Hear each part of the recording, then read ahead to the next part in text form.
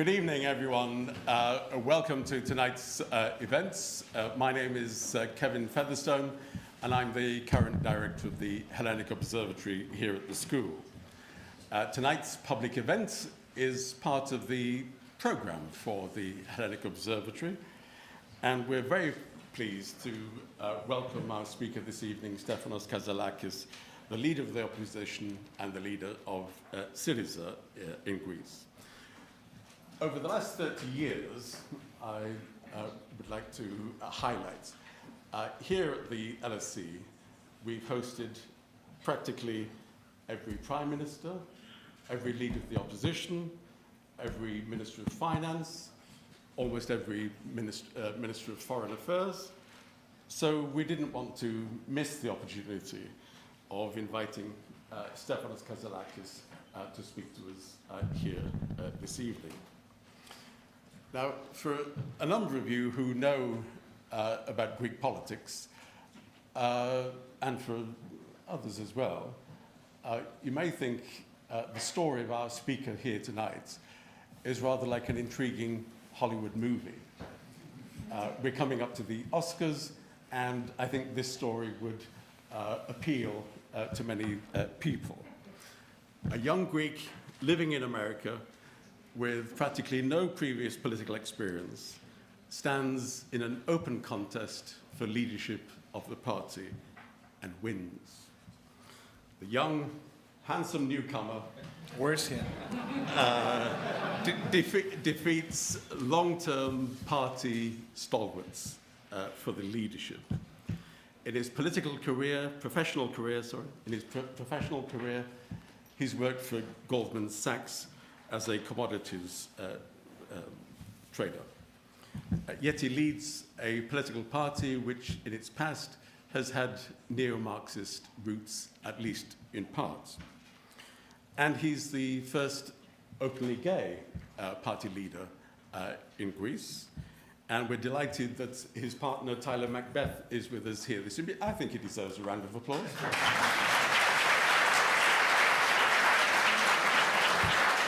Kevin, it's his husband, because we worked very hard for that to be legal in Greece. Oh, okay. Oh, yes, indeed.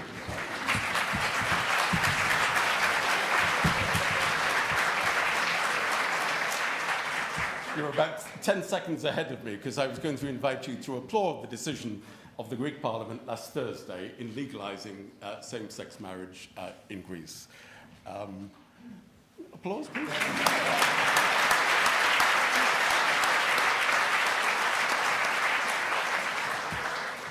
So it's a story of contrasts with very few precedents. Now, some of you are here, and I look particularly at the media who are here, of course, are particularly interested because our speaker is in the middle of some political storm in this last couple of days.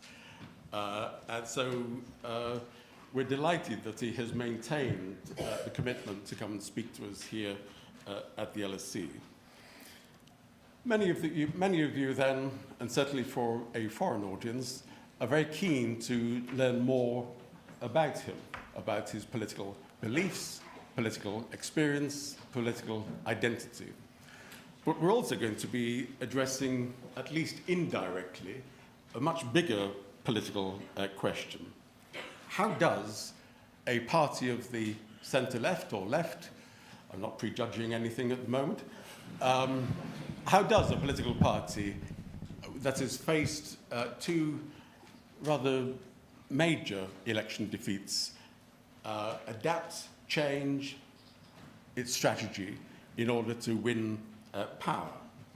It's a question which many left or centre-left politicians across Europe are asking in these times. The left is weaker today in France, in Sweden, in Italy, than many of us can remember. And of course, in the UK, the Labour Party has made its own shift from Jeremy Corbyn to Keir Starmer. So there's much interest for us to discuss things this evening, both in a personal fashion and in terms of strategy and how to get the left back into power. Let me mention that a number of people are watching tonight on live stream, and we hope to upload a recording. It's very important not to panic. We hope to upload a recording of tonight's event onto our website for the Hellenic Observatory at the LSE, and so I'm sure many people will be downloading that as well.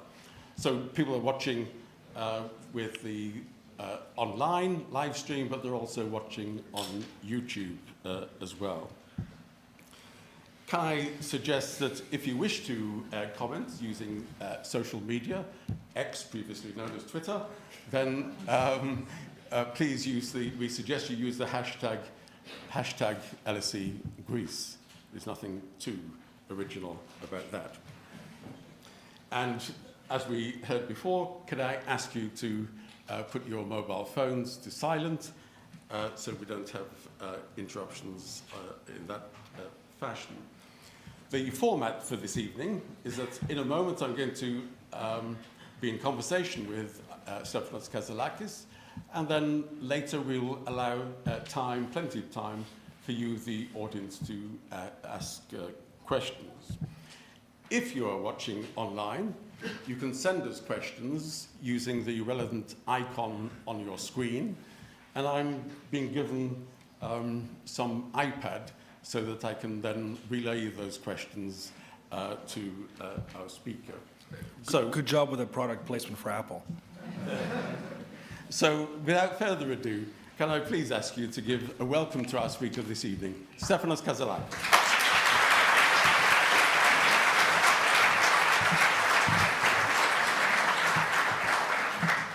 So, first of all, welcome, and thanks for maintaining this event. I think this probably belongs to me. This tablet, yes. This tablet. That's for later. So, yes, I'd like to ask questions perhaps in two parts, if I may, Stefanos. The first part, I'm going to be asking questions which help to identify you politically, who you are politically, because there's a lot of interest. And then, secondly, questions about strategy for SYRIZA, your policies, how you would like to change the party and indeed regain power in Greece, if that's okay. Of course. So, you're the new leader of SYRIZA for just about 5 months. A party identified with the left.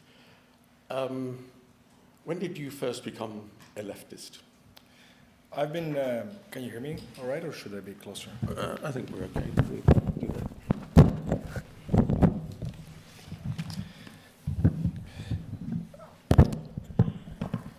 Hello from me as well, and wonderful to see such great attendance. Kevin, thank you for hosting me. You're very welcome. Here. I've been on the progressive side of the aisle for a very, very, very long time. A lot of you know that I volunteered for Senator Joe Biden in 2007, 2008, when he was running for his party's primary. Spent 6 months working for him. I spent 1 month working for him in Iowa in the caucus at the time. And Joe Biden, even though in Europe he has a view as somebody who's centrist, the reality is that in a lot of the battles in the Senate, he's been on the left. He's been definitely on the progressive side. For example, he was the senator who brought forth the Violence Against Women Act that a lot of people don't know about. He also had a foreign policy that was strong on issues such as genocide, and being proactive about that the U.S. has an obligation to engage in thwarting acts of genocide. He was very vocal about Darfur while it was happening, forgotten story for a lot of us here, but that was taking place in 2007, 2008, 2009.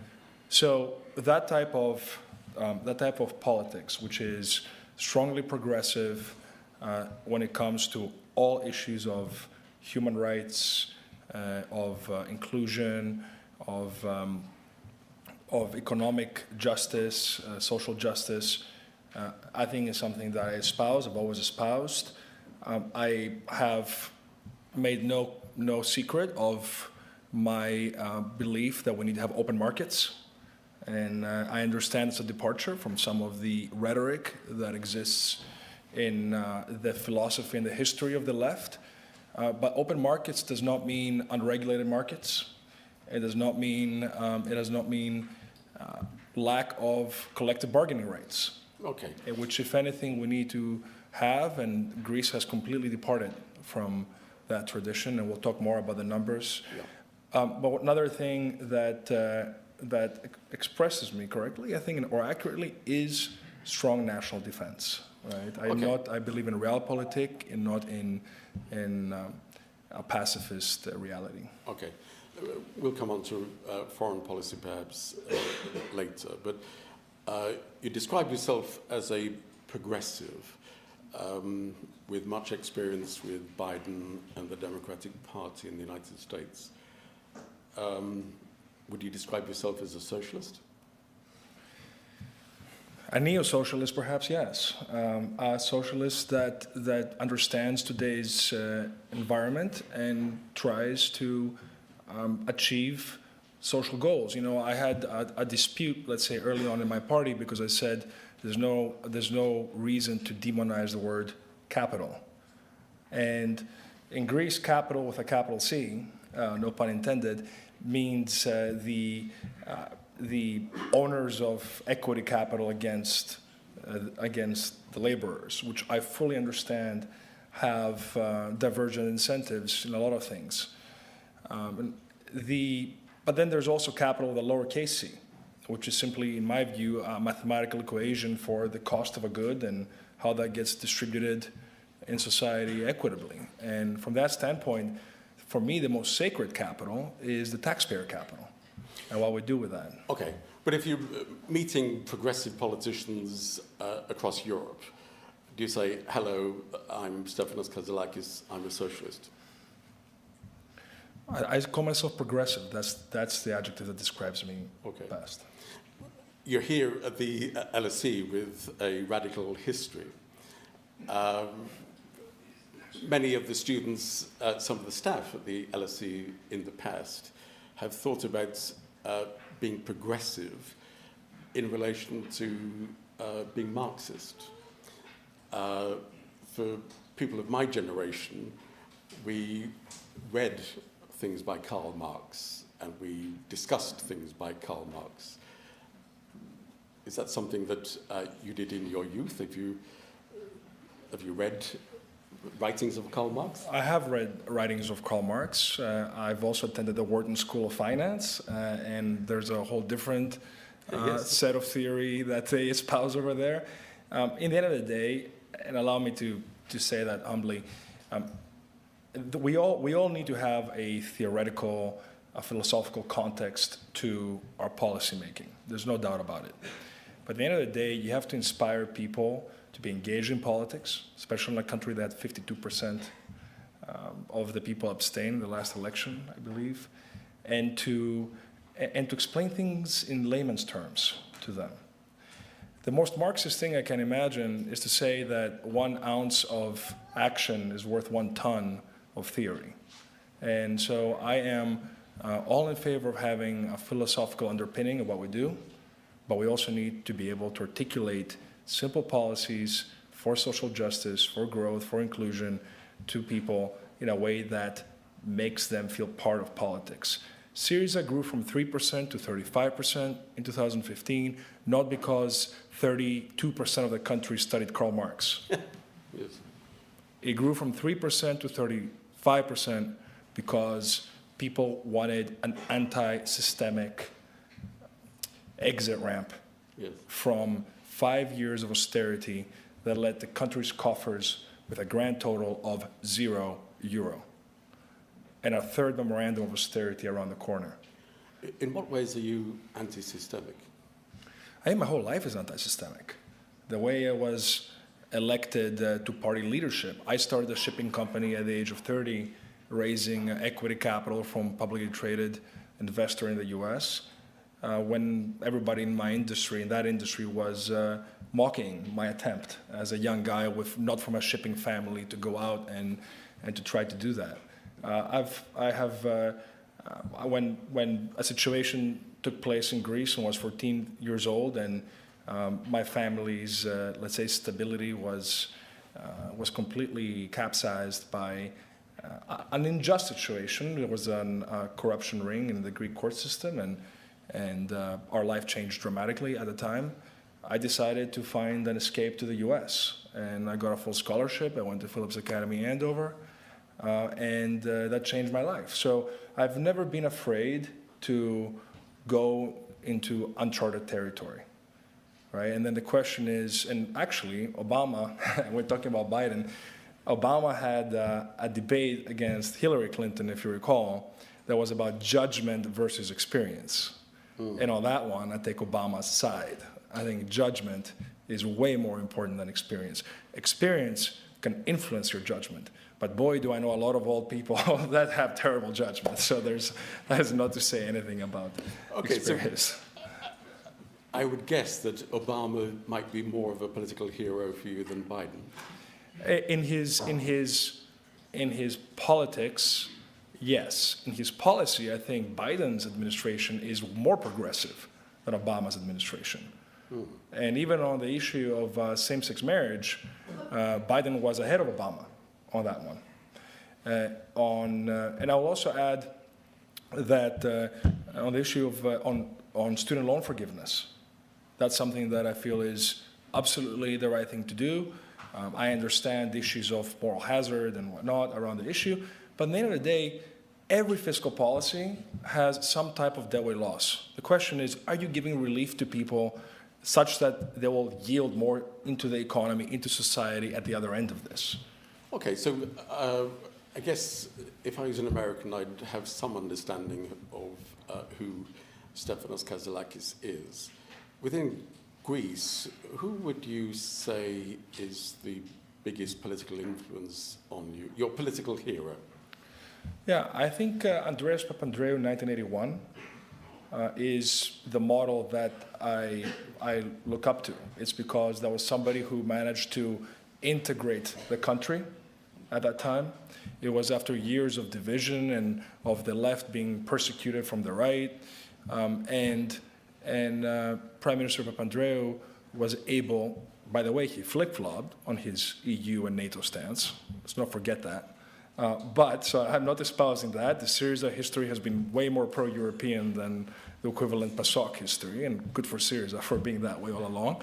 But Andreas Papandreou managed to bring some real social change, create a welfare state, create institutions, and really create a middle class in the country.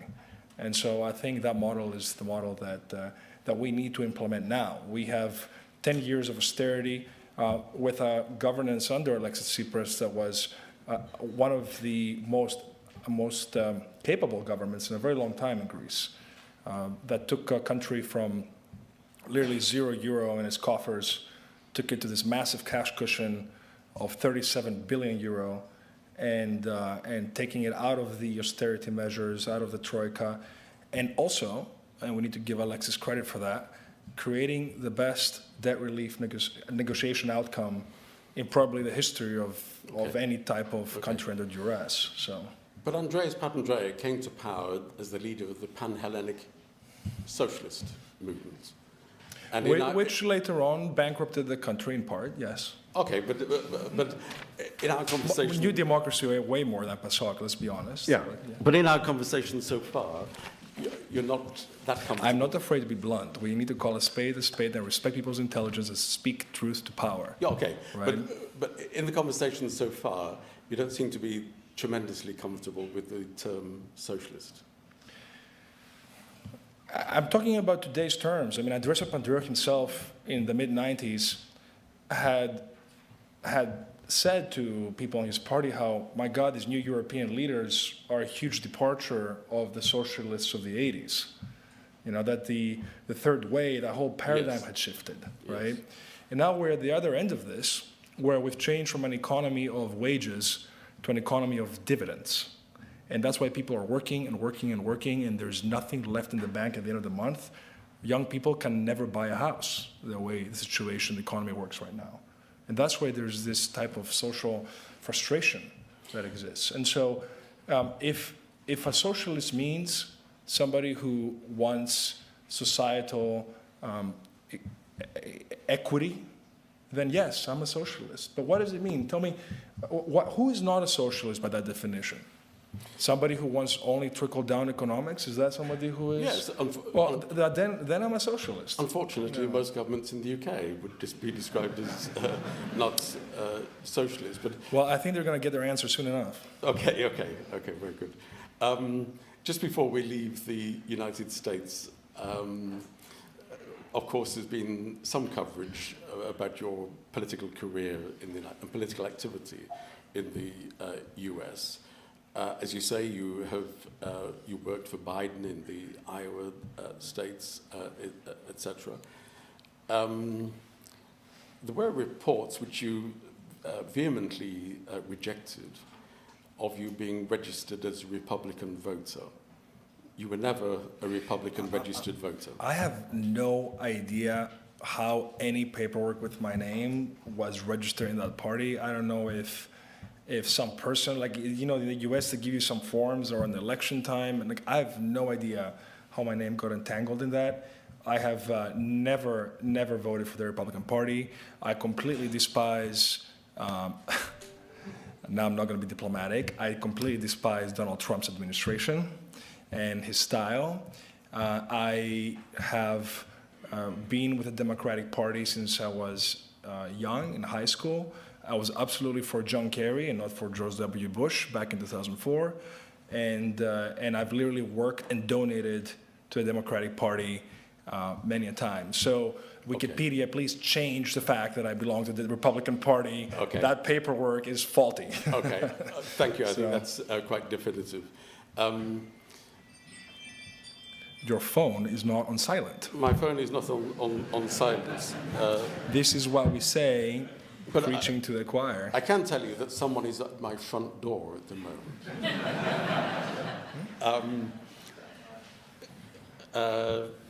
So not many Greek politicians have worked at Goldman Sachs. How did Goldman Sachs... Did you say government Sachs? Sorry? I misheard, sorry. I'm not repeating that one. Okay. How did your experience at Goldman Sachs influence your politics? I think it influenced my life trajectory more than my politics. I was in 2008, after Joe Biden dropped out of the election, the primary, and with his campaign staff and Senate staff, Joe had hosted an event at his sister's house in Pennsylvania. And this great crowd of young people was eager to see what would happen whether Obama or Clinton would choose Biden to be Secretary of State after potentially beating McCain, and then to earn, a salary that is you can't live on in an expensive city like Washington, D.C. And I thought to myself, gosh, this is like way too many factors outside my control for my life to go down that path. This is 2008. I start my senior year in college, and the economy collapses. You got Lehman Brothers in September, and then you have the whole string of events. And actually, Obama, I think, gained massive points both by choosing Joe Biden as well as by the temperament that he showed during the financial crisis. He was very calm and collected during those motions. And then we had the new government, 2009, Obama-Biden. I had the option to go work in the White House, and I chose to go into finance, and because I wanted to have more control over my life. So that was a practical decision, and also to be able to gain more more hands-on skills about how capital markets work. So my experience at Goldman was very useful in terms of figuring out who the players are, why interest rates matter, why currencies matter, why commodities matter, what is the balance of capital between corporates and mutual funds and pension funds and hedge funds and retail investors, all that nomenclature that is very esoteric but actually important to understand. And I was at Goldman Sachs when Greece was going through its first austerity package and the second austerity package. I was embarrassed for my country at the time, the fact that we had to go through that, and that we were essentially the first country in the Eurozone to be in practical default. And I felt very strongly about the young Greeks that were leaving the country.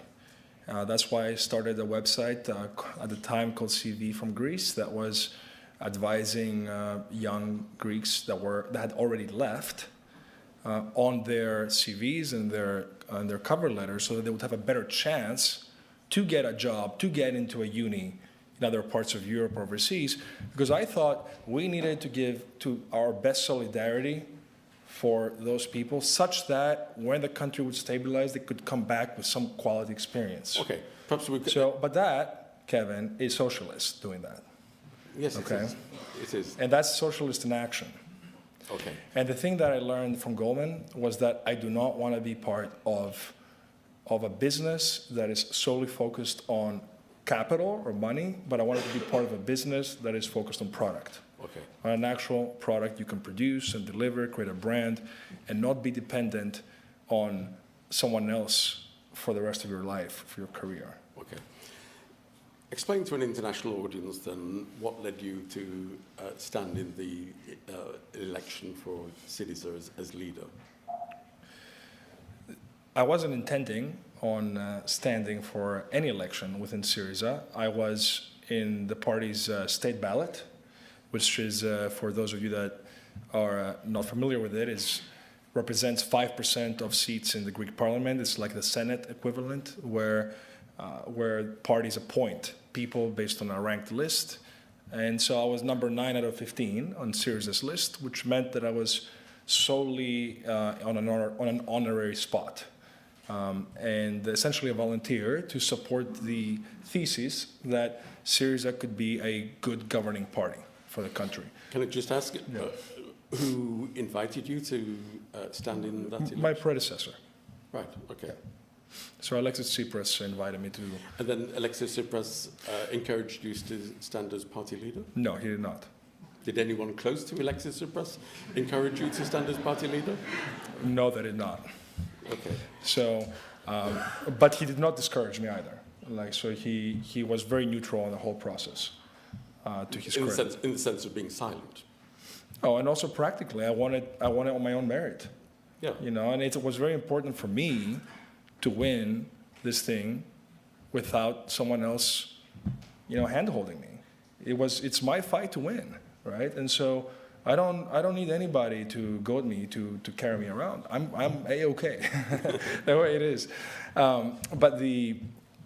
So I was in an honorary spot, volunteering for SYRIZA, and there was only 20 days that I was announced until the May election. And I ran around parts of Greece, Athens, Crete a little bit. And then we wake up on May 21st to this shock, that all of a sudden we thought we might have a good chance to be government, and instead we're losing by, 20 points. 20 points means the country does not recognize you as a governing party. Doesn't mean what you think of yourself. Perception is reality, especially in politics. So 20 points means the country is saying you are not a governing party. Because Alexis still is very popular, always has been very popular. He has no scandals attached to his name. He's a really wonderful guy, and he had a capable leadership overall. And so the question is, why did people not trust SYRIZA? Then we have the period between May 21st and June 25th, the repeat election. A lot of people had abandoned the process of supporting SYRIZA and supporting Alexis, etc. Alexis had created a 20-person committee of essentially fresh members and future cabinet secretaries or whatnot. That was insinuation. And he chose me. He chose that I be on that committee. And I ran around a lot with him, traveling with him, as well as with Admiral Kasselakis, the former head of the Greek National Defense Forces. So, and I worked hard to try to bring some hope and optimism to the base that, that let's bounce back to the extent that would be possible. A month before the June 25th election, while I was traveling with Alexis, he told me, Stefanos, SYRIZA needs renewal yesterday. And there's two ways to do this. Either a new leader will emerge in SYRIZA, change of leadership, or massive renewal for everything underneath. Or what? Massive renewal for everything underneath. And I told him that let's do the second thing. I'm in it. Let's change everything. You stay there, we'll renew the whole thing. A few days after the June 25th election, to the shock of everybody, nobody pressed him to resign. The vast majority of SYRIZA members, myself included, wanted him to stay on as party leader. I had said that publicly. Immediately on election night, while I was on a TV panel, I said it on the spot that he should remain leader, because I knew that we would have a chance to renew the whole party apparatus and structure. But he chose to step down in a very honorable way and to let renewal take place on its own, organically.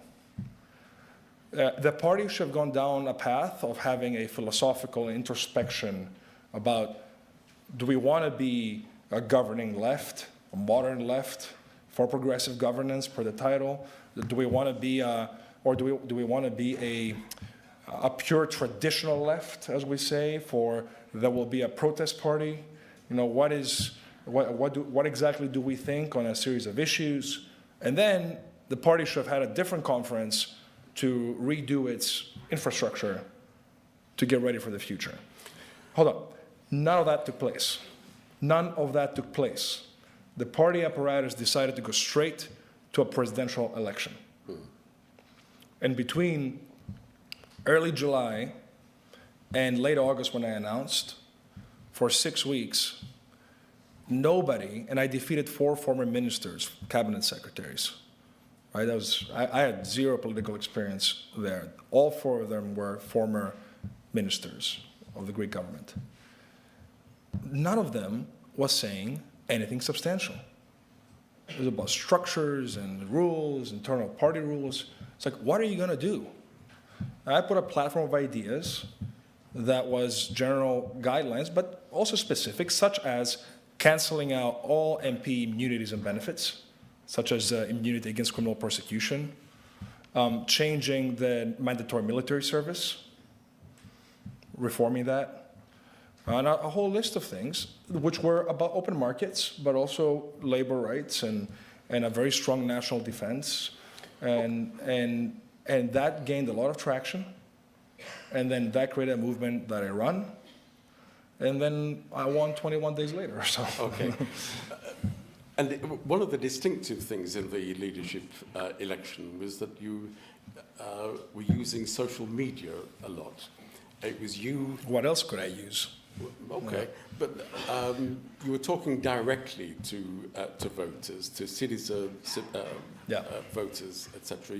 You made a lot of use of social media, and that was a bit different. And of course, this very weekend, you've been using social media, and you put out this tweet or message inviting people to SYRIZA members to respond to some pretty major existential questions. People in the party, some long-term members of the party, are shocked and are upset that you've circumvented, you've gone round, you've ignored party governance structures. It's dominating the news this week. Why didn't you seek party approval first? Who did you ask in the party before you invited party members to vote on these pretty major questions? First of all, maybe you should remind everybody I am the president of the party. Okay. And I was elected.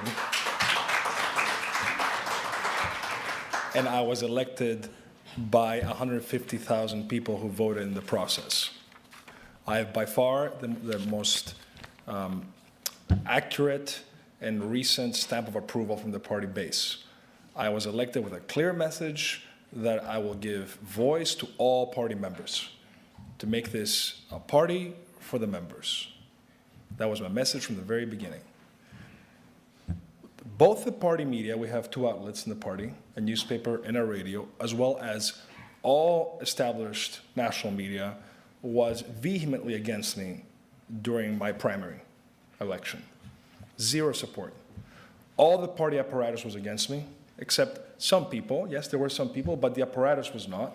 So the actual... Okay, so in order to get change in the party, you feel that there has to be a kind of alliance between you and your party supporters out in the country against much of the established governance structures of the party. I mean, that is, it's not about whether myself and the structures of the party are aligned or not aligned. It's, do the structures reflect what the members desire?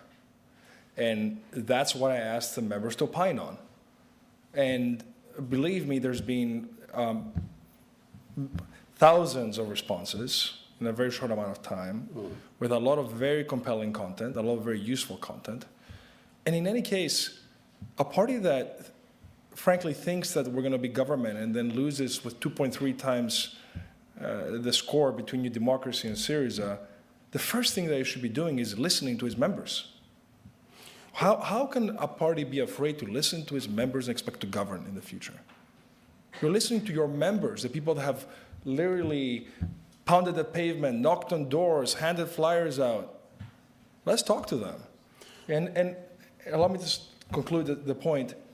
If SYRIZA's structures had worked properly, I should not be president today. There should have been a process, a bench. The fact that an outsider bypassed this whole thing, regardless of my, whatever personal traits that may be different from the other candidates, there should be like an established foundation there. This party was always a party that came into power in 2015 with a message to take the country out of the austerity measures, to renegotiate the national debt situation. It executed those goals. It brought civil unions for same-sex couples into law, for all couples into law. It created the agreement with North Macedonia. Okay.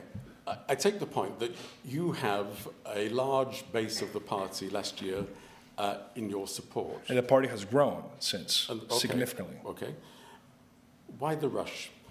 This week, on Thursday, there's the party congress. Why didn't you wait to ask the party, to persuade It's a false dilemma, because the party congress is on political positions which are articulated. I mean, everybody knows my political positions, and they are fully reflected in what the committee has prepared and what we're going to have. My questions it's a questionnaire to have the members' opinions for a long-term discussion, and we should not be afraid to ask our members anything. It's the party congress, the party convention is a completely different process than asking the members on something that is not going to be adjudicated on in this conference. This is not a constitutional conference. Okay. Should you be afraid to make the results of the poll public? I asked our members' opinion. It said the president of SYRIZA asks for your opinion, for your view. Whether or not I make the results public is up to me.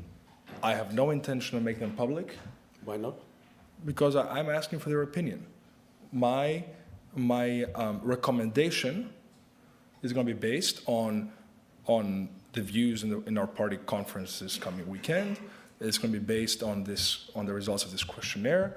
It's going to be based on a dialogue with party members in person, as well as in further meetings, and in consultation with the party apparatus, the party structures. Okay. And none of this is contradictory. That is called doing the right process. It's called actually going through the hoops.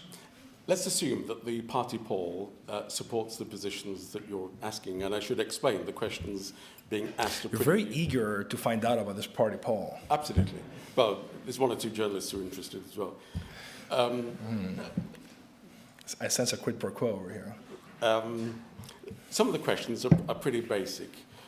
You're asking whether SYRIZA should define itself as centre-left or left. Mm-hmm. For SYRIZA as a party with its history, this is pretty existential. Should we change the name? Should we change the logo? Are SYRIZA party structures effective? Let's assume that this poll supports each of your preferred positions. Wouldn't you subsequently share that information with the Greek voters? That, look, the party supporters support me. The Secretariat, the Party Congress, you're out of line, you're out of step with SYRIZA supporters. So if you win, you will make it public. If you lose, you'll keep it private. No. I don't care to do something that has such short-termism. I'm asking for their opinion, and I'm going to go through the proper structures. I intend to disclose the results of the poll in a private setting with the structure members at the right time.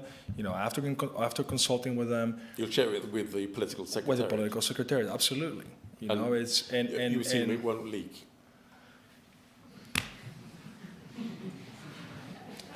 I learned very early on in Phillips Academy, my boarding school, a very important motto for life and for business, which says, no assumptions, no assumptions. Okay. And I espouse the motto to the day. Look, okay. It's leak or no leak. The fact is, people know when something is authentic, right? And we cannot be pretending that to be everything to everybody, right? What is the left? The left, above all, especially in Greece, is a way of life. It means people who put solidarity above personal interest, the people who fought against the right, the people who were exiled, the people who care about social justice, reducing inequalities, the people who go out of their way to help somebody in need, to help people with no voice. Well, that is the left. It's a way of life. It's not just a book. It's a way of life. And that's why my relationship with a lot of the older generation left, let's say fighters and people who really fought for the cause, is excellent. Because they've been anti-systemic. They've literally gotten beaten up from the system physically. And they see somebody who's radical like they have been in their lives in trying to change things up in the country. So the left is about your psyche, your mind, about a way of life. When we say, as per the declaration of the party, that we cover the whole spectrum from the radical left or the groundbreaking left to the progressive center, there's literally the word center and the word left there. Combine the two, what do you get? Center, left. Left, center. You name it whatever you want to name it. Okay. But there's no doubt that our policy program is center-left, de facto. Now, we are way more active in terms of having Keynesian economics, a government that wants to use its balance sheet to solve social issues. And I absolutely agree with that. This is a crony capitalist economy that has a huge amount of nepotism, a rule of law that is that has been under attack, huge reforms that need to take place. We need the government to solve issues. The free markets are only concentrating wealth in a few families and not creating any type of decentralization or type of social mobility in the country. Okay. So from that standpoint, we are absolutely a progressive party in the center-left political spectrum. Okay, so that raises questions about your relationship with PASOK, the... 1/3 of PASOK voted against same-sex marriage or didn't vote for. You don't call that a center-left party, forgive me. That's just not... I was very direct in the very beginning. When it comes to human rights, there's no asterisks, no questions. This is who we are. We're an ideologically concise, compact, cohesive party. But then that question... Thank you. That question has come up very recently, but when you returned from the US, you made a decision to join SYRIZA, not PASOK, but your heart was in a center-left political formation. So why didn't you join PASOK? I mean, Alexis Tsipras himself espoused the progressive center, which represents me. You know, if the progressive center were not part of SYRIZA, I probably would not be part of the party, right? I mean, that was part of the issue, that there were different voices with different rhetoric standpoints that created confusion in the people. The people need to know this is a governing party that understands how open markets work, that will put forth collective bargaining rights, that will invest in public universities as opposed to allow a shadow economy to take place in no-quality private universities for the sake of creating an all-you-can-eat buffet kind of attitude about education, that will invest in public health care so that we can have actual quality health care, which has been completely demolished over the past 15 years. So during SYRIZA, in fact, thank you. I wish there were more of you like that. So there's, over the past, SYRIZA tried to keep the healthcare system. It gave healthcare access to 2.5 million people without healthcare insurance. Okay. So that's a huge left progressive accomplishment for SYRIZA's government, okay. Right? So what are the best chances for the centre-left coming to power? Wouldn't we look at the opinion polls and think, well, if the centre-left in Greece is going to come to power, it will involve PASOK and SYRIZA. What kind of arrangements, understanding with PASOK might you contemplate? If PASOK wants to open up its presidential election for me to run in it, I'll happily take place in it. Okay. But you can envisage a we need to have, no, we don't need a coalition government. We need a party that's anti-systemic, with no bank loans, able to govern the country, with all-stars, with a clean party structure, with people who will give their heart and soul for this country without having gone through the political party pipeline, people who are capable of bringing back Greeks from overseas, giving meritocracy at the head of the country. Okay, right, and that's what's missing in Greece. That's why so many Greeks here don't come back. Okay.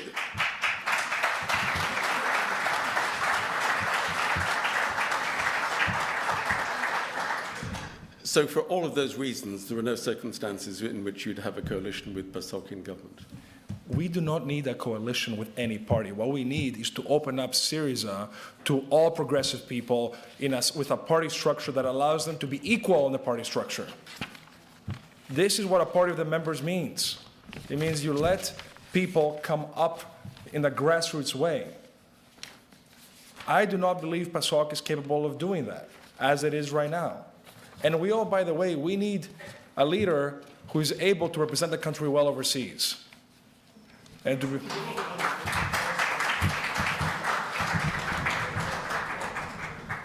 okay, let's try to touch on one or two policy questions. You look like you're flabbergasted from what you just heard. I would possibly comment. On one or two policy questions, you've made various pronouncements about the need to change policies.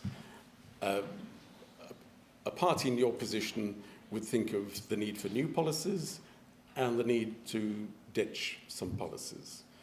Give me an example of a new policy you would like to have and an example of an old policy you'd like to get rid of. I would like to have a Marshall Plan, domestic Marshall Plan, for climate adaptation and for housing. SYRIZA actually handed over a series of maps for the anti-flooding measures that need to be taken and kind of redoing the zoning. We have very bad infrastructure in Greece right now when it comes to handling natural disasters.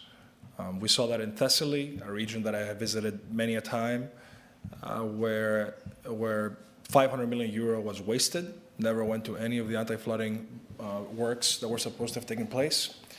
And now the country, my generation, wound up paying 2.5 billion, 3 billion euro for the damages, let alone the toll on human life and family development and growth that the people there have had. So I think we need to have a very strong plan for climate adaptation when it comes to wildfires and anti-flooding. Now, like, we should not be waiting for that. We need to invest in this now because my generation will pay for it in the future otherwise. And secondly, we need to have a housing investment plan that creates a housing stock outside of Athens. We need to decentralize the population. There's regions of Greece that are literally rotting away, that are seeing a huge outflow of the population. They're seeing industries disappear. I was in Western Macedonia a couple of weeks ago, Thessaly about a week ago.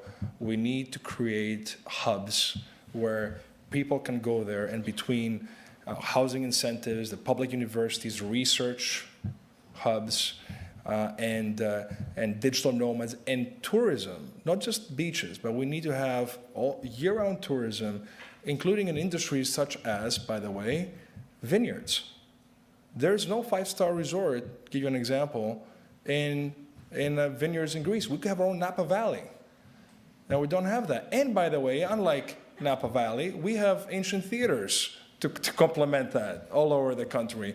Other countries, the US has natural gas, we have culture. And we're not creating a year-round economy around that. Okay.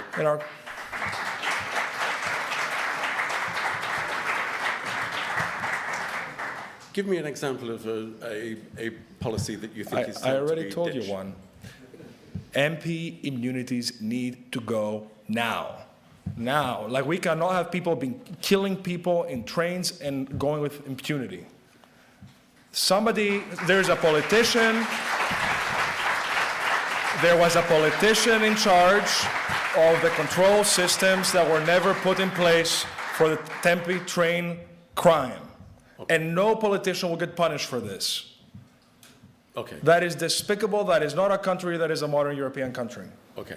So some members of your party have said that it's absolutely critical that in the European elections in June, that SYRIZA comes at least second. Do you agree? I think we will easily come second. I think we can shock the country. I need to execute my plan. My plan is for a grassroots movement of progressive people who want to govern the country and change who we have been, change the crony capitalism, change the lack of meritocracy, change a judicial system that has the worst time of bringing cases to fruition of verdicts in Europe, actually make this country a modern European country. And that's progress. That's being progressive. That's my goal. Look, I was not elected to be first in polls a month after my presidency. I will beat Kyriakos Mitsotakis. We will beat Kyriakos Mitsotakis because we will create a different alternative from them.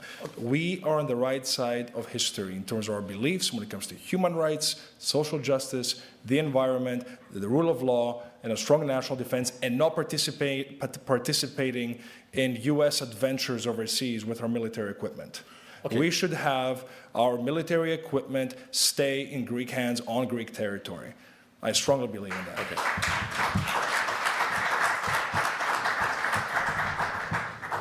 What if in the June elections SYRIZA comes third? If you're looking at the opinion polls, Why are you asking hypothetical that will never take place? well, okay, but if you look at the opinion polls today, you wouldn't immediately conclude SYRIZA will come first. So let's think of the scenarios.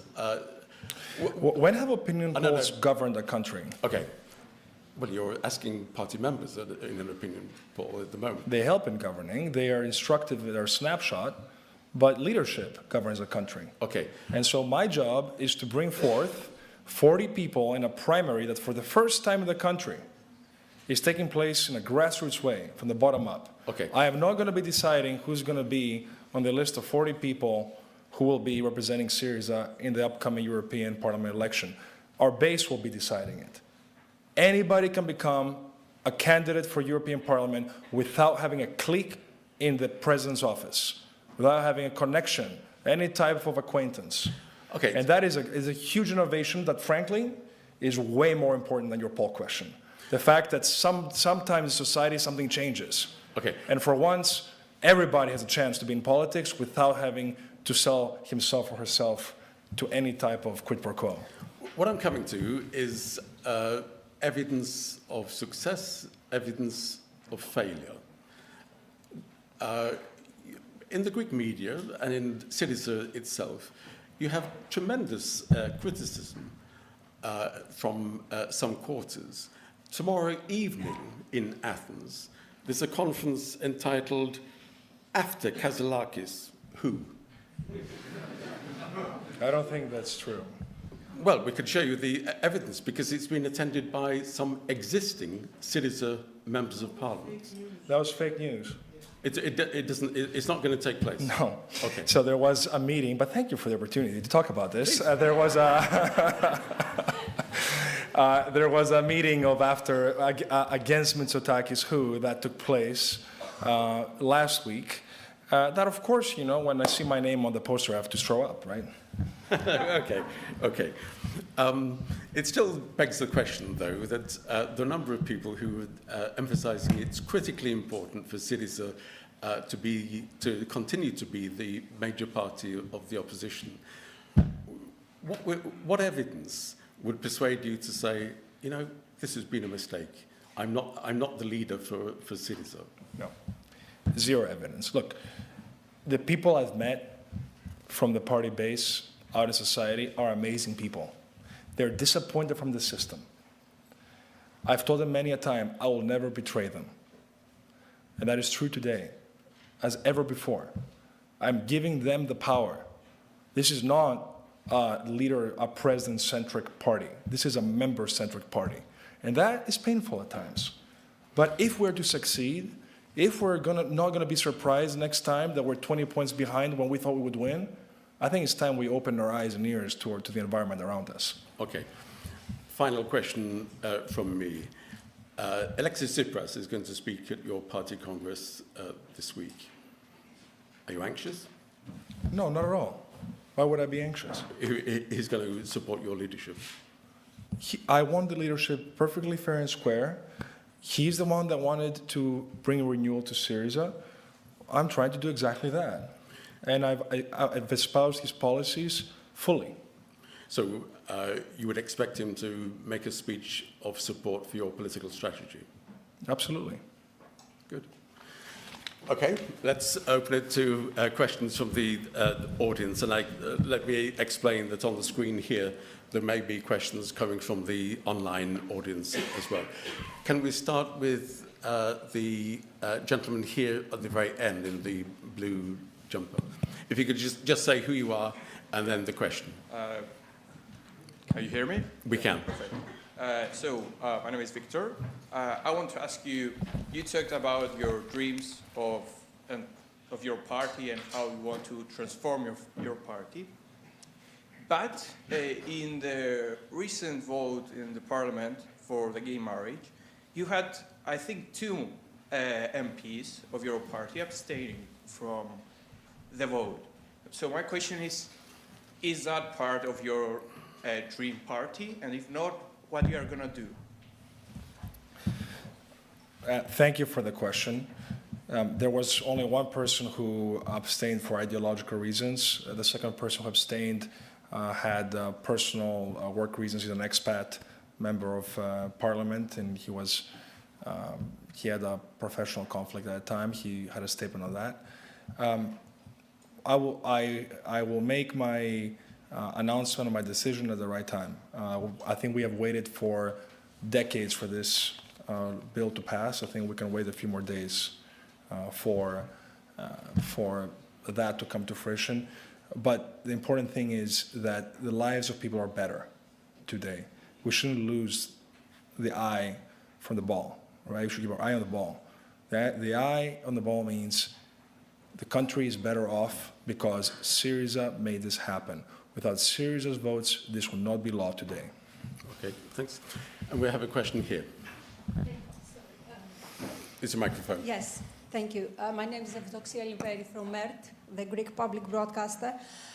You said, I heard you with great interest. You said you replied to Kevin's question that when he asked you about the questionnaire, if you asked anyone, you said that you are the president of the party. The party's communique yesterday reads, "We are not a leadership-oriented party. Chimeras and conspiracy theories are not of anyone's interest." How can you combine the two? How do you hear this? You said you're the president of the party. How do you perceive this communique there? Thank you. I'm delighted to hear that there's no chimeras and why not, and that it's not and this is not a presidential-centric party. I fully agree. It's a member-centric party. And that's exactly what I'm planning on continuing on doing. I'm planning on giving the members of the party a voice and equal access to going up in the party structure. If we don't implement meritocracy and open our gates to the new members in the party, then how can I credibly say to the country that we're going to bring meritocracy up and down the country structure and economic structure? We need to first prove that ourselves in our own house. Okay. Can we take the lady here, please? Yes. Hi, my name is Ifigenia Mumzi. I wanted to ask a question from a different point of view about Greek politics right now, because the truth is, New Democracy won with 41%. We have 3 far-right parties in government. In my opinion, Greek society is in a dire situation. What are the challenges ahead for SYRIZA to beat this, and why is it a necessity for SYRIZA to win? Thank you. Thank you, Ifigenia. We do have 3 far-right parties in parliament. But I think we should be optimistic. Why? Because this election and the whole verdict of future elections is ours to lose. We lost because 600,000 SYRIZA voters didn't show up. They didn't go to other parties, they just didn't show up. They were disappointed by 4 years of not, in my view, doing the needful to create a clear message to the country about how we intend to govern and with which people. That's why it's very important to me that we have a clear ideological, cohesive message to the country. So for the previous 4 years, Alexis Tsipras had the wrong strategy? No, that's not what I said at all. For the previous 4 years, there was confusion in the Greek public about what SYRIZA stands for. And it's not his fault. He kept saying things the right way, right? But there was confusion. And so, and the policies, the election program was very clear, but don't forget, we're also dealing with state of propaganda. You see the rankings in terms of freedom of press and rule of law. You know, the media interests have been against explaining to people that, hey, these voices within SYRIZA don't represent the government program. Just focus on a few minority voices, which have since left the party. And so I think we have a very clear ideological compass right now about where we want to be and how we will govern. And I think we need to motivate people that SYRIZA will remain anti-systemic, that SYRIZA will be the party that has the power to bring this radical change that we need to the country. Good, thanks. Can we take the gentleman on the second row here at the front? Thank you. My name is Andreas Kutras. I have a point of order first, is that Tsipras never negotiated any debt relief. It was his predecessor, Samaras, and Venizelos who negotiated the debt relief. If anything, Mr. Tsipras actually added 76 billion into the debt. And if anything else, he actually sold or hypothecated I'm sure there's the a Greek question assets for coming. 100 years. But my question is the following. SYRIZA is not a party, it's a coalition of smaller parties that the only cohesive glue was the protest against the memorandum. What makes you think that you can turn this coalition of misfits into a political party? First of all, thank you for the question. It's a very friendly question.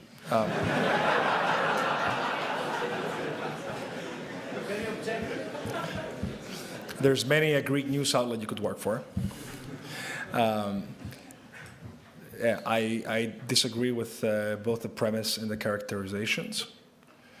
And I think that if there's one truth in what you said, I think it's that we need not to be a coalition, but we need to be a punch, a strong, radical punch for social justice and progress. Thank you for the question. Okay. And can we take the gentleman here at the front, please? Yes, Tony Barber from the Financial Times. You used the phrase in your introductory remarks a couple of times, crony capitalism. And this was the kind of phrase that was sometimes used to describe Greek business before the debt crisis erupted, and sometimes in connection with the idea that government and business and public administration were all sort of interlinked in rather opaque networks of cooperation. Do you think then that the experience of the debt crisis, the upheaval that society experienced through those years, in the end, not a great deal changed in the structures of the Greek economy and politics, public administration?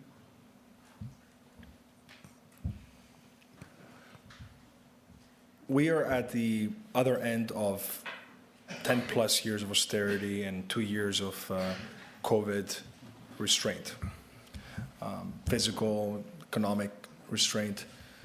And I think that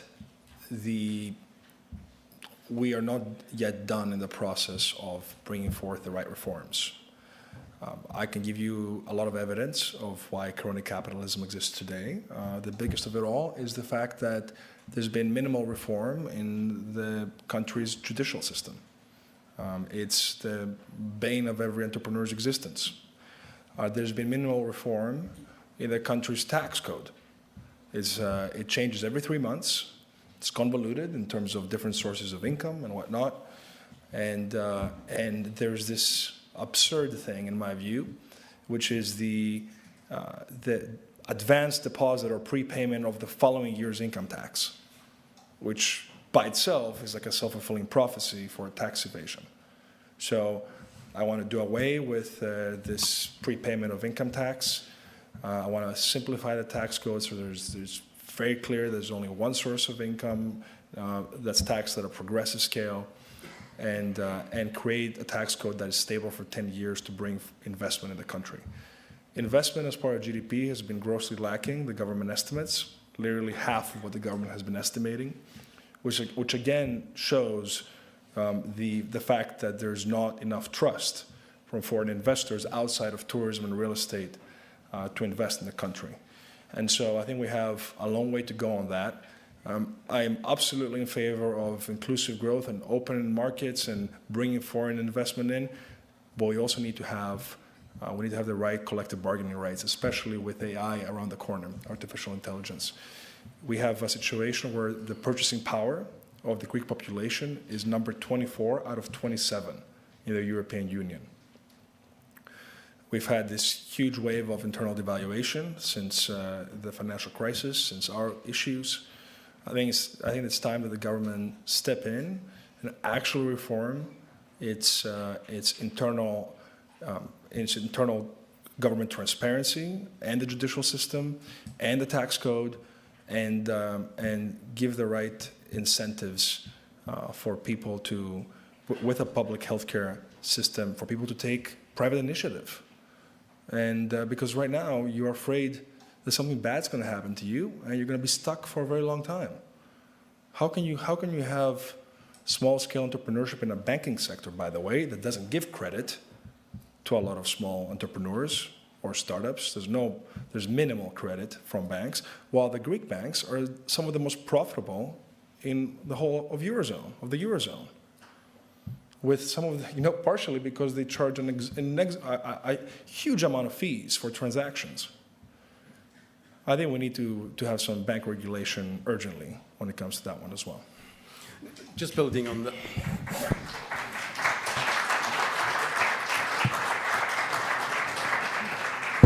Just building on that, if I may, SYRIZA is an anti-systemic party. Leftists, when they look at the political economy of Greece, would indeed refer to crony capitalism, and they'd refer to the oligarchs. So the oligarchs in Greece should be nervous? I think the oligarchs in Greece should be nervous, yes. Very good. Okay. Can we go right to the very back? And I think gentlemen in the green shirts. Hi, my name is Panayotis, Pan in English. I work in broadcasting industry as well. We briefly chatted Stefanos yesterday. Just a bit louder, please. Sorry, yes, my name is Panayotis, Pan. Yeah, we briefly chatted yesterday. I work in broadcasting industry as well. I was going to ask you a different question, but now I'm going to ask a different question, which is related with tax. I'm going to tell you what I experienced very briefly. No, if you could just ask us the question. The question is, okay, there is a big proportion of Greeks who still avoid taxes. A doctor, I had the surgery 12 months ago. I paid £4,000. He declared 400 euros out of the 4,000 euros I paid. And believe it or not, he put the 3,600 euros in his socket. It's not a figure of speech. It's what has happened. And this doctor has merchandise and offices, prestige offices and houses. What are you going to do as SYRIZA to avoid this type of things? And I have discussed this with New Democracy members of parliament. Okay. And believe it or not, their answer was, this is how it is.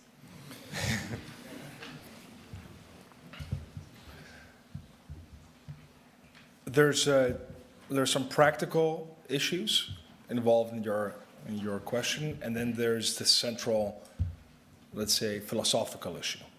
I'll start with the latter. Why should a citizen respect the state when the state does not respect the citizen? It is not coincidence that Greece went bankrupt, de facto. It comes from that lack of mutual respect. Being anti-systemic and radical left, as we say, is the opportunity to fix that. It's the opportunity to say, we don't care what all the lobbies are saying, who gets insulted, this is what needs to be done, and it's going to be done. And to be very clear about it. And I think that's a great opportunity that we have under my leadership going forward. We need to change that. We need to change the attitude that keeps a lot of Greeks outside the country, that how the heck are you going to come back if you're going to essentially stoop down to that level to play the system, as opposed to just living your life regularly, focusing on your family, on your success, and feeling that there's a path to have social mobility. Okay. So to the practical issues. There's a question here. Hold on a second, though. Oh, sorry. On the practical issues, a big part of this comes from changing the tax code, simplifying it, making it fair, making it transparent, easy, and giving incentives for people to keep receipts such that they can expense from their personal income taxes at the end of the year their medical expenses. If as a consumer you get a big deduction on your income tax because you pay 4,000 euro, then you're going to demand that receipt. There are solutions here to this. Clearly, though, it's a political decision not to implement them. Okay, gentleman here. Hi, my name is Isaac Aripidis. I'm a Greek correspondent. I'm a correspondent for Greek media. A very simple question. If in the coming European elections, the difference between SYRIZA and the winning party is more than 20 points, that would be a reason for you to resign? No.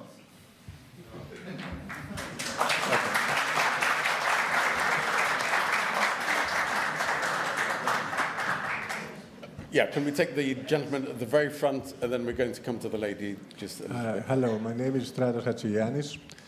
I mean, after 40 years in the UK, I just can't not make a question about what I have seen in this country and what I see now, potentially as a parallel. I mean, the reason why Labour was not electable for a lot of years is because they couldn't really get close to the centre, which Tony Blair did, Kinnock didn't. What would you offer to the Greek centre in order to carry them, if that is a way of path for leadership? See, I think we need to move away from theoretical discussions about the center and this and that, and just go into practical policy terms. We're not a country that has the luxury of not having government intervention in our society. There's massive income disparities. There's massive geographical disparities. We need government to solve issues. There's no other way. And the issue is that nobody trusts the government. So it's like we're stuck. It's like the chicken and the egg problem. So we need to change the rule of law in the country, change the way politics is done, such that a government that is progressive can step in and actually invest, as I said, in housing and climate change and public health care and public education. And so I don't think those issues are a matter of center or left. I think they're just a matter of common sense. If our starting point were a UK starting point, maybe the conversation will be different. But it's not. We need government to have a role after all these years of the public sector being degraded. While the UK was having primary deficits in between 2010 and 2014, there's similar magnitude deficits, about 4.5% in both countries, Greece and the UK. The UK had growth after. We just lost all the GDP and kept going having internal deflation. We have a completely different starting point than the UK. We need government to have a role in our country if we're going to be sustainable and resilient for the long run. Okay. Could we take the lady in the orange or the brown gentleman? Thank you. Hi, Stefanos. Angela Spatharu. You spoke a bit about the role of AI and the complexities this might pose, but there's another aspect of AI, data and technology, which is as an enabler for rule of law, transparency, a better functioning economy, better access. What's your party's view on technology? We absolutely endorse technology. I'm trying to digitize my party dramatically, as you may know already. I think technology can be an incredible tool, as you said, to bring about transparency and even prevent crime, for example, right? You can use patterns to understand that. We have to be very careful about technology governance and joining forces with the rest of the EU to create the right framework for the right governance that we need. But in terms of AI and labor, it's a paradigm shift, what's taking place. And I think collective bargaining rights are very important, such that everybody can participate in this. We need to have a plan for that. That as the composition of talent changes, not just in low-skilled jobs, in a lot of high-skilled jobs. Architects, for example, will have pressure from AI. We need to have the right type of transition and retraining tools so that they can participate in the value added from it. And by the way, the Greek market is not 10 million people. It's 450 million people. It's the common market. Plus, we should be using AI and the high level of English knowledge and know-how in our public universities and the regional universities such that we participate in the big market with services. That's, I think, the real plan that we need to have when it comes to technology. Okay. If I could go to some of the questions coming in online, I'm going to group a few questions. Essentially, they ask for your position on Gaza and the right of Israel to defend itself against terrorism. I'm summarizing here, but where do you stand on the conflict? Do you condone the large number of civilian deaths in Gaza? Alternatively, shouldn't any left party be, quote, more supportive of Israel's right to defend itself against jihadist terrorism? Where do you stand? I think there should be an immediate ceasefire in Gaza. And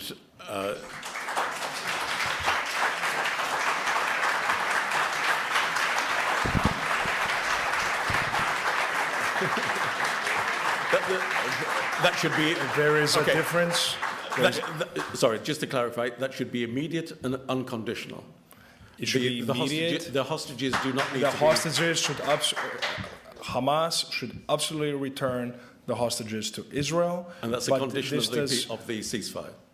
No, there should be an immediate ceasefire. Even if the hostages are not released? Yes, we need to have a policy. We need to have, you cannot be killing people for the sake of killing people. Like, what is the exit plan here? Right? What is the exit plan? There's many tools for counterterrorism that can take place, but we cannot be seeing hundreds and thousands of people die every week with no exit plan. That is not going to work. That is just not going to work. And you know what? The international community should take action. It should be more active in taking a role here. And if Iran has taken a big part in the Hamas October attack on Israel, Iran should be held accountable immediately. Okay. The gentleman, the very back, I'm sorry. Yes, chap with the beard, yep. Hi, my name is Michalis. So actually I was planning to ask the very question that was right before asked. And thank you very much for the response. I just want to point out that you are a major part of the international community that you just called to action. What is your plan towards the immediate and unconditional ceasefire that you just called for?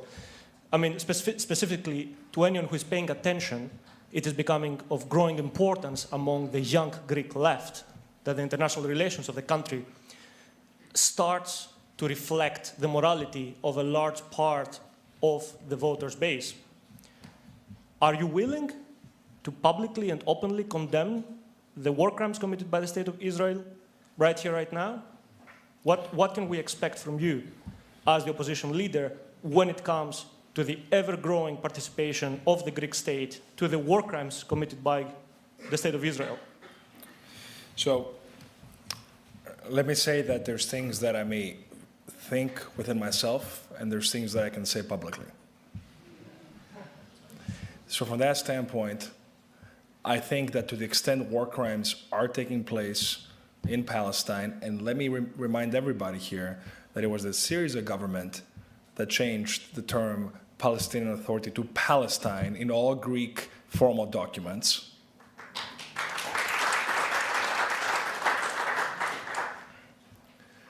That it was the SYRIZA government that hosted Mahmoud Abbas for the first time. That it was the SYRIZA government that brought a conversation with Cyprus and Palestine. Alexis Tsipras went there in Jerusalem and talked about Palestine. And I think it's very, very important that we take a clear ethical stance. Look, yes, I studied in the US. Yes, I've lived there for a long time. Does not mean we cannot call a spade a spade. What is happening right now in Palestine is unconscionable. It's unconscionable. We cannot, and we have two wars in our region.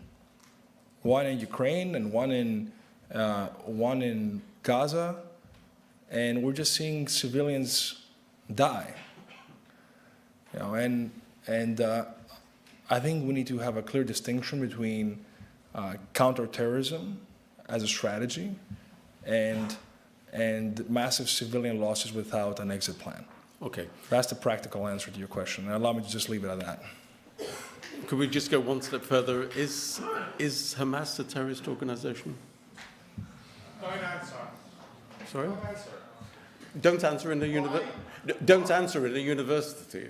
Don't answer in a university of academic freedom and questions. You may wish to answer. I think Hamas is an organization.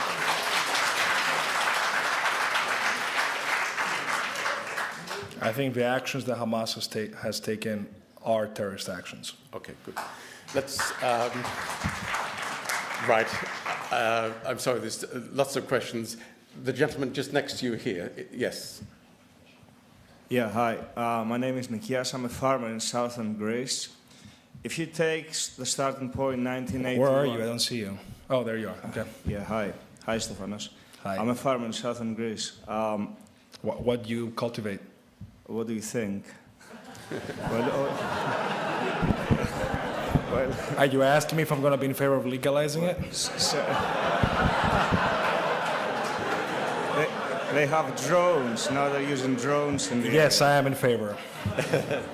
No, they don't all cultivate that. A majority of the population do that. If you look at Greece, taking 1981 as the starting point, for the last 43 years, the 2/3 of the prime ministers of Greece were US university graduates. If you look at the last 20 years, only Alexis Tsipras didn't study in the US. From that point of view, you as Stefanos, are you happy with the record of the US graduates in Greece, in Greek politics? And do you think we should carry on voting for American university graduates as political leaders? I'm not happy with the record, and I think what you study doesn't matter. I think what matters is what you've learned, your judgment, the fact that you have clean hands, meaning you want to offer your services to the country without entering politics poor and exiting politics rich. You know, I think that's the most important thing. It's about public service. Public service should be an honorable thing and something that people can do ideologically. And I think we could use more examples of that in Greek politics, and that's what matters ultimately. Okay, let's take just two questions. The gentleman here. Oh, sorry. Yes, gentleman there. And then the guy at the very back in the light blue shirt. You have them. Can you pass the microphone forward? Thank you. Hi, Stefanos. My name is Ikaros Matsoukas. First of all, I was really glad to hear the link of AI with working rights. That's perhaps exactly what the neo-socialists should be talking about. It's really positive. Now, I get the anti-systemic tone, and Alexis Tsipras was really successful in offering that anti-systemic off-ramp, as you explained earlier, and or to link it to what Mr. Featherstone said. He offered the Greeks. He told the Greeks that they have nothing to lose but their chains. But I felt like in 2019 that message was slightly obsolete to a vast majority of Greek people. What is besides the anti-systemic tone, what is the new narrative, the no-nonsense, one-sentence new narrative that you will offer to Greek people? I've stated my vision very clearly. I want to create a path for the Greek dream. It's different than the American dream. It's a dream that within our culture that we're very proud of, we can have a pathway for people to prosper in their country without needing to emigrate, without needing to engage in street-smart behavior that makes them feel unethical, without needing to have an acquaintance to get a job, without needing to move within the country to be able to survive. How do you do this? You do this with 4 pillars, in my view. The first one is with a strong foreign policy and national defense. The second is with a modern society. That entails, of course, a modern system of education, but also entails inclusion and inclusiveness when it comes to all human rights, including, by the way, on migration and refugees. The fact that we had 650 souls get killed in the Greek search and rescue zone last summer and there's no investigation internally in the country, in the Coast Guard for that, I think is a sad moment for our nation. It's, and that's one disagreement I have, by the way, with the socialists in Europe. It's the Migration and Asylum Pact. The fact that we're putting a tag on having people stay in the country of first entry as opposed to mandating solidarity, that refugees get equal treatment across all of the European Union. So, modern society, it's a matter of mentality, it's a matter of education and culture. It comes with an economy that is that brings growth and social mobility for people. This starts from capital markets that work properly. It starts with labor. It continues on, or it combines with labor rights that allow you to have savings on the side, and a public healthcare system that lets you survive. Right, that whole infrastructure that you need to be able to experience social mobility where you are. And finally, we need a completely new state governance paradigm. We need to have a state that uses technology and KPIs and not has a witch hunt with artificial type of parameters where you report to the minister for your job, the kind of frankly disgusting relationship that exists between the public sector and the government. I give you my word, if I'm your prime minister, I will never influence a public sector, ever. Ever. We need to change this paradigm. I enter hospitals and people are afraid to talk to me because they're afraid that if they see me talk to somebody, you don't believe me over there, but that's okay. I can see you. But I believe you. I just think that we need a lot of work. Well, then come help me. And so I think we need to have a completely new and very transparent form of governance across the public sector. It includes policing, community policing, and having the right transparency there too. We need to have a natural disaster response that is separate from the military. Like, we cannot count on our armed forces to intervene at all times. We need to have a national emergency response service that works properly. Of course, the judicial system, the state of law, like the ability to feel like the Greek court system is your last resort, right? And which is not what Greeks feel right now. Okay, great. So it's the final question with our friend up here. Hello, Stefana. This is Dimitris. Thanks for the talk, the discussion. Always being proactive on the discussion. My question is about, you mentioned during your talk, no arms out of Greece, while in the meantime, Denmark is giving all their artillery in Ukraine. Considering that we have, for example, Russian missile systems, that we know the missiles and the guns will expire, right? Do you still believe that we should not get rid of them and replace them by other systems? And and this is very effective on playing a significant geopolitical role in the upcoming years. Yeah, so I don't view that as a real dilemma. I think we should absolutely have equipment in our territory. We do have an issue with the equipment replacement, given the sanctions on Russia. That's an issue that has nothing to do with handing over equipment in general. It's a technical matter. I think the issue is we sent Humvees from the islands for transport up to Ukraine, and in general, I think our country should be focusing on its own defense, and I think that the example of sending the naval vessel outside before the EU engaged in operation, this Aspides operation in the region, sending it as part of a U.S. operation is not the paradigm that I want to follow. I want to follow a paradigm that abides by NATO defense and by EU and that by EU defense planning and EU operations, up to that point. Okay, we've come, I think, to the end of this event.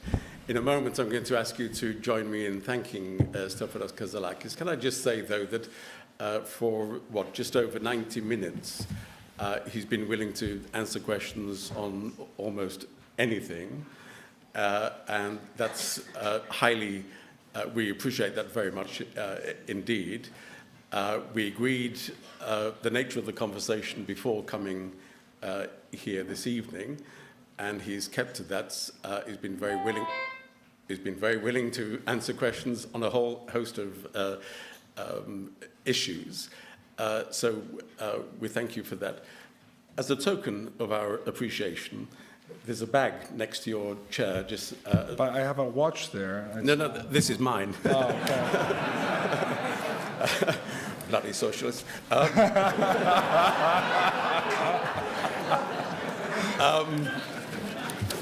Could you just call socialist thieves?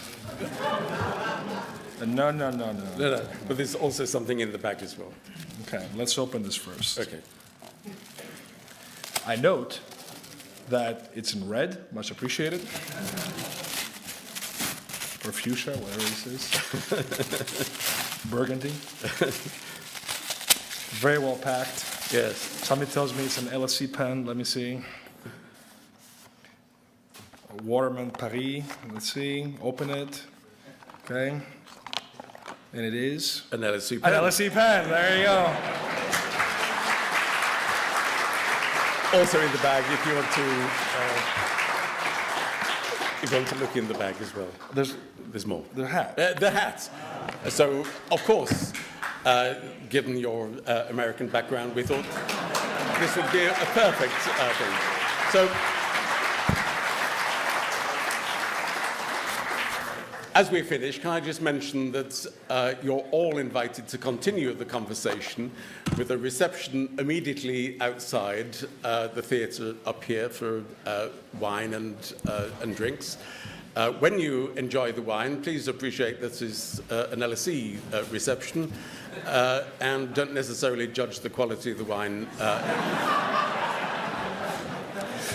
Who's being a socialist now? Okay.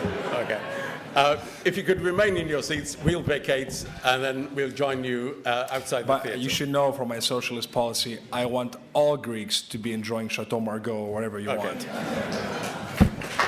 Please, thank you.